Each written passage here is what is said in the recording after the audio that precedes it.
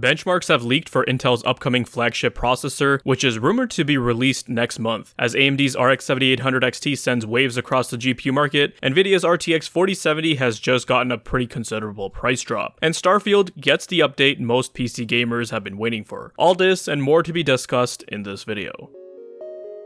Hey, if you enjoy content like this, drop a like, make sure to subscribe, and smash that bell so you never miss another video.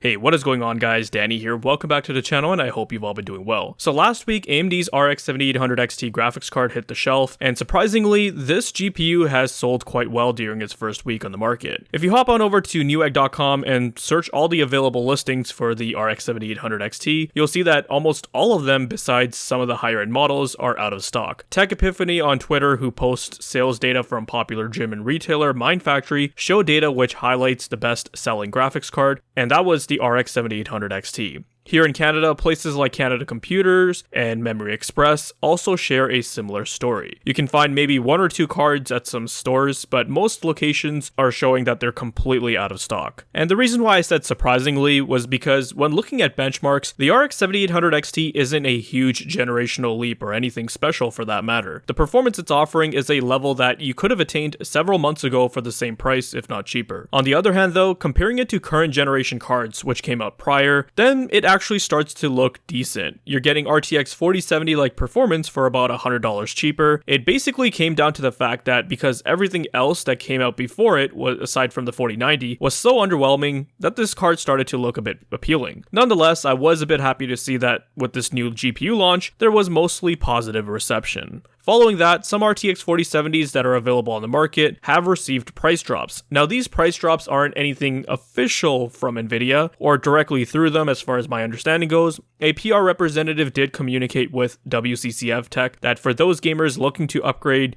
to a new graphics card for newly released games or upcoming stuff like Cyberpunk Phantom Liberty or Alan Wake 2, then the 4070 is a great choice, and they did even acknowledge the $550 price point. So in a way, it's them basically winking from behind the board partners that yes, we did drop prices, but we also officially didn't do it, so it doesn't look bad on them, I suppose. Because it just seems too coincidental that AMD launches a mid-range card with a successful launch, and then shortly after we start to see the direct competing Nvidia card get a price drop. As for the price drop, we can see that currently on Newegg in the US, there is a Gigabyte WindForce GeForce RTX 4070, which is currently listed at $550. So that's a $50 drop from MSRP. Over on Amazon.com, we can see the same model has gotten the same discount. There's also an MSI model on Newegg that is listed for the same price. I was also taking a look at pricing here in Canada, and you can find RTX 4070s for around $760-ish, which makes them about $50 more expensive than the 7800 XTs are going for, which is great to see because we don't usually see price drops until much later on. But before this, RTX 4070s were going for around that $800-ish price point. This price drop does make things a bit interesting. Initially, when we started to hear about rumors and leaks surrounding the RX 7800 XT, many were speculating that AMD would be pricing it at around $550, which would have made it too close to the 4070, and therefore it definitely wouldn't have done well on launch as it did at that $500 price point. With the difference only being $50, I can see this start to sway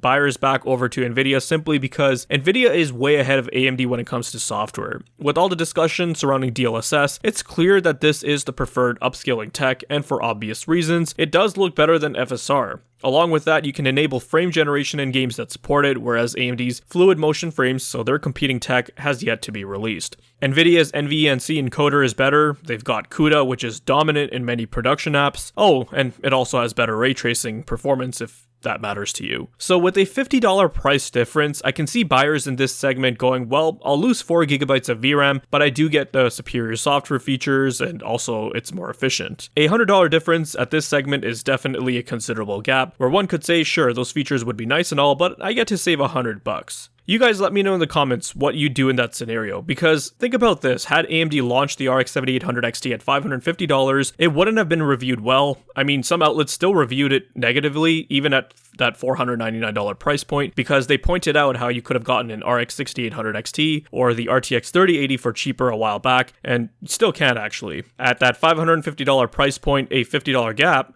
it would have made the card DOA. So now that the pricing on the 4070 has dropped to make it, again, that $50 gap, I think this puts pressure back on AMD, and the fact that so many people back then were calling it DOA if it had launched at 550, this is essentially the same scenario we're dealing with now, so I guess, we'll find out what happens, but this is what occurs when you get some form of competition. Things make a turn for the consumer's benefit. Moving on, and we have some leaks surrounding Intel's upcoming 14th generation CPUs. Now, for those not in the know, 14th gen from Intel is basically going to be a refresh of their 13th generation Raptor Lake CPUs. Really, the only major change in the lineup is the i7s, which will now have 12 E-cores as opposed to 8 E-cores. On the 13th gen i7s, that was. Apart from that, not much has changed. What you get from this refresh is pretty typical: higher clocks, some tweaks to power management, so you shouldn't really expect there to be a crazy leap in performance. For those on 13th gen, unless you need to upgrade because you need more cores for a change in workload, then there's really no other reason to upgrade. Like, I can see someone going from a 13400 to the 14700K or 14900K. That's something that's viable, but other than that, really no reason, and the same could be said for people on 12th gen as well. For a release date, video cards are claiming some of their sources have told them that the release date for the 14th gen CPUs will be October 17th, which sounds plausible as that'll be the 1-year mark since the release of Raptor Lake. Now, there were also some leaked benchmarks of the flagship 14900K. One of the results was from CPU-Z, and it was pretty underwhelming as far as the score goes, but again, I'm not surprised considering the specs. But later on, we did get some results of a 14900KF,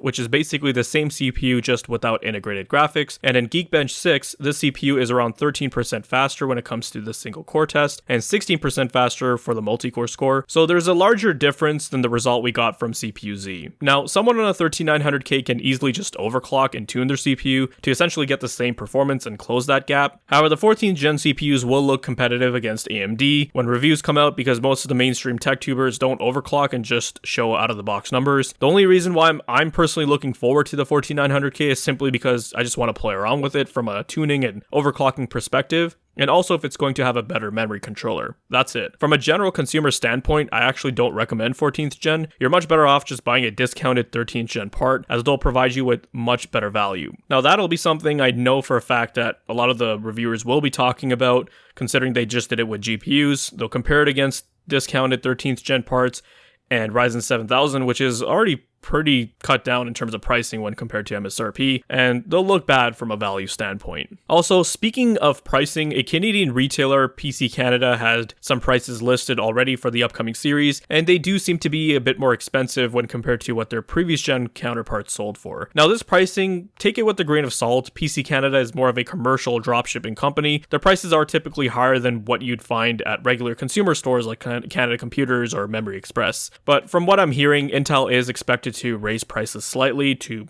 align it with inflation. So just another reason to consider last generation parts. Like I said, the only reason why I want a 14900K is to play around with it. And I'm thinking that I'll just move over the 13900K from my test bench to the personal system and keep a more up-to-date CPU in the test bench itself.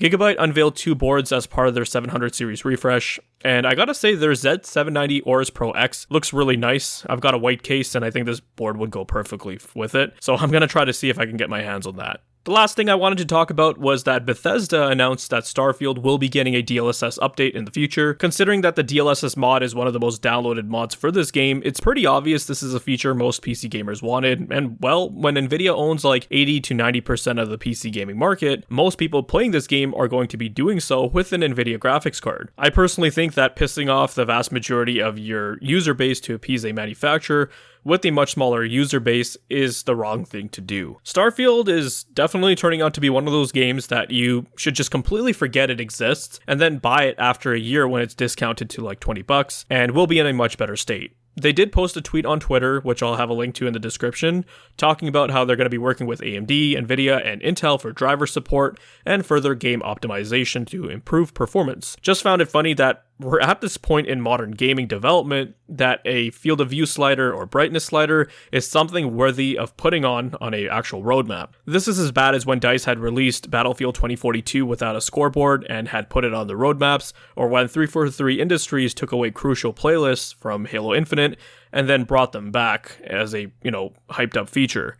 Modern gaming from AAA studios is just so horrendous that we have to look forward to basic features that were available day one in previous titles as something to get hyped for in future patches. Anyways, guys, that'll wrap it up for this one. We'll touch base in the next video. If you guys found this video to be informative and entertaining, then leave a like. Let me know your thoughts and comments down below. Be sure to check out the video description for cool links and ways to support the channel, such as using my Amazon affiliate link. And if you're interested in seeing more content like this, then consider subscribing, I'd greatly appreciate it. Thank you guys so much for watching, take care, and I'll see you in the next one.